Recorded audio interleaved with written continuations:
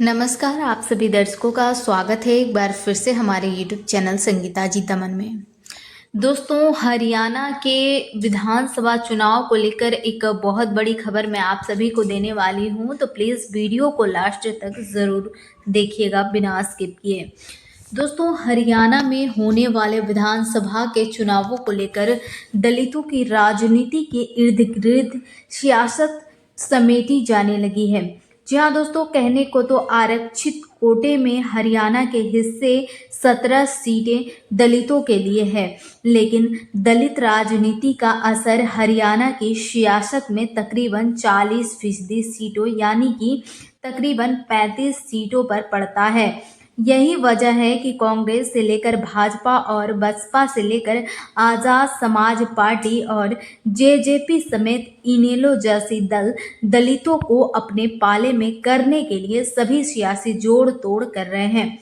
दोस्तों, आपको बता दें, हरियाणा की सियासत में जाट के बाद सबसे बड़ा वोट बैंक दलितों का है। इस जातीयता के समीकरण को देखते हुए सभी जाट और दलितों को लेकर अपनी सियासी लकीरें आगे बढ़ाने में जुटे हुए हैं। दोस्तों, कांग्रेस तो दलित और जाट समुदाय को अपने साथ जोड़ने के लिए पूर्व सीएम भूपेंद्र सिंह हुड्डा, कुमारी शैलजा और प्रदेश अध्यक्ष चौधरी उदय भान के सहारे सियासी नैया पार लगाने की तैयारी कर रही है। दरअसल दोस्तों, इसी साल हुए लोकसभा चुनाव के में कांग्रेस ने अपने इसी सियासी कॉम्बिनेशन के चलते भाजपा से 5 सीटें झटक ली थी।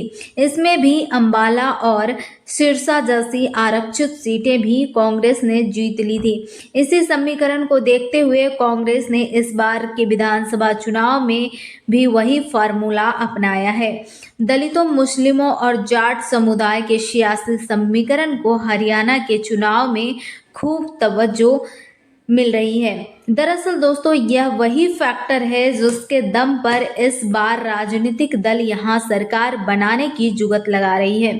इसी के मद्देनजर बसपा ने इस चुनाव में अपने मजबूत सिपाही आकाश आनंद को यहां की सियासत में एक बार फिर से बड़ी जिम्मेदारी के साथ मैदान में उतारा है। दरअसल पिछले विधानसभा के चुनाव में बसपा ने सीटें तो एक भी नहीं पाई थी, लेकिन दलितों के सहारे वोट प्रतिशत हरियाणा के स्थानीय दलों की तुलना में बेहतर हासिल किया था।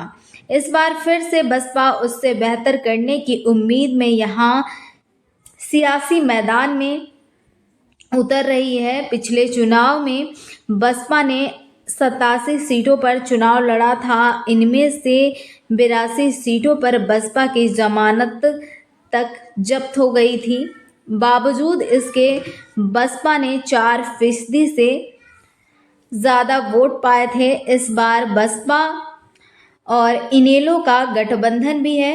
इनेलो भी दलित वोटों के फेर में है। और दोस्तों, आपको बता दें, बसपा से वोट ट्रांसफ़र की उम्मीद लिए बैठी है। हरियाणा में दलितों की मजबूत सियासी भागीदारी देखते हुए ही नगीना सांसद चंद्रशेखर आज़ाद ने भी अपनी पार्टी आज़ाद समाज पार्टी को मैदान में उतारा है। राजनीतिक नज़रिए से चंद्रशेखर आज़ाद ने अपनी पार्टी को हरियाणा की जेजेपी के साथ हाथ मिला लिया है। दरअसल दोनों सियासी दल दलितों के वोट बैंक के सहारे हरियाणा में सियासी नैया पार लगाना चाहते हैं। इस सियासी करार के तहत 70 सीटों पर तो जेजेपी चुनाव लड़ेगी, जबकि 20 सीटों पर चंद्रशेखर आज़ाद की पार्टी किस्मत आजमाएगी। पिछले विधानसभा के चुनावों में जेजेपी 87 सीटों पर चुनाव लड़ा था। तकरीबन 75% वोट मिलने के साथ ही 10 सीटों पर जेजेपी की जीत भी हुई थी। हालांकि इस जीत के साथ ही के बाद दुष्यंत चौटाला ने भाजपा के साथ मिलकर सरकार बनाई, लेकिन बाद में लोकसभा चुनावों से पहले यह गठबंधन टूट गया। अब इस चुनाव ने दलितों का सहारा लेकर जेजेपी सियासी मैदान में है और चंद्रशेखर आज़ाद के साथ गठबंधन में है।